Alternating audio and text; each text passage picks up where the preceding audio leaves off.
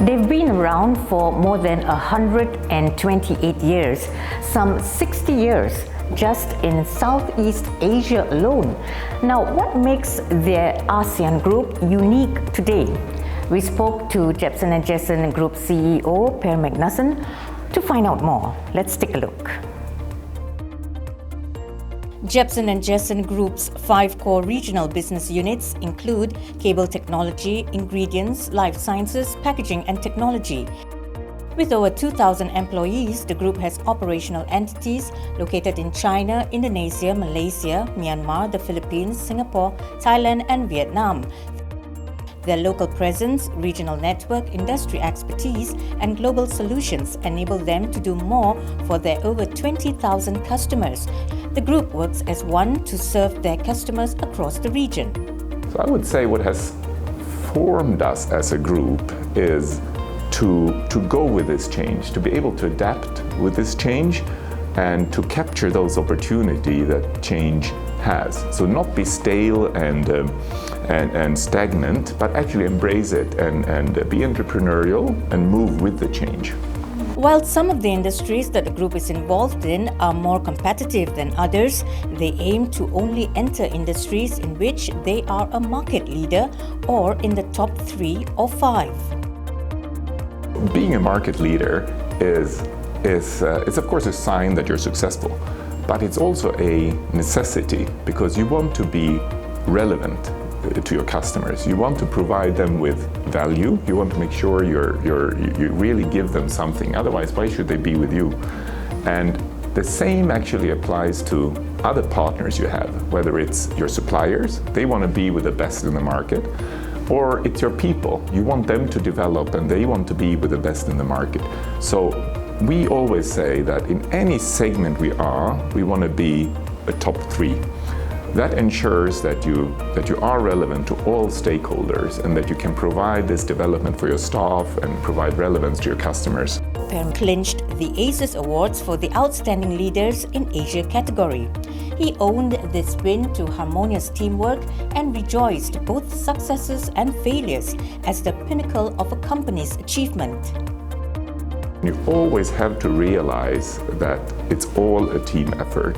It's the people and the whole company that achieve something together. It's not a leader. It's not the leader itself. It's the company as an organism that achieves something. And when we fail, that I think that's a true testimony to an organization and your culture, because it's very easy to celebrate successes, to pat each other on the shoulder and take credit for that. It's when we fail that you set the culture. Because if you criticize failure, if you go after the failure and start analyzing too hard why you failed, you will ensure that people will not take risks in the future. People will stop doing new things because new things means that you risk failing. He also shared his thoughts on what make good leaders. As a leader, I think the most you can aspire for is to be respected. So you want to be predictable. You want to make sure people understand why you're doing certain things and why decisions are necessary, but you can never do decisions that people will always be positive about. And in the moment when you make decisions, many people will be of course impacted negatively. That could always happen. And what you can hope for and wish for is that down the line, when the emotion has faded and things have moved on, that people understand and respect and can fully embrace why this change happened. This is Jebsen and Jessen's Wall of Fame. That was what I was told. So we spoke to Per to find out why are all of these the pride of the company. Each picture represents one event when a person has worked 25 years with a group. And we actually have 330 to 340 people who have worked 25 years or more with a group. And what I really enjoy is when we do this and when they reach that milestone, we actually go out to wherever that is and whoever it is and spend a day together, or at least an evening together. They invite their friends or at least their family, they invite their colleagues, and we spend the time together. And I'm amazed at what they tell me and what I see during those meetings, because it can be like a worker in Balikpapan or Surabaya. He has worked many years with us, and his whole family has benefited from his work with us. They've been able to build a house and bring their kids up through school. And it shows the symbiosis, because we as a company are equally dependent on that person has worked with us this time, acquired knowledges, been very loyal and diligent, and worked with the company for all these years. So, with Magnusson at the helm, the story of Jebsen and Jessen continues, with the group always keeping afloat with changing times, a feat that is reflected in its logo. The fishes you see in the middle are actually mackerel.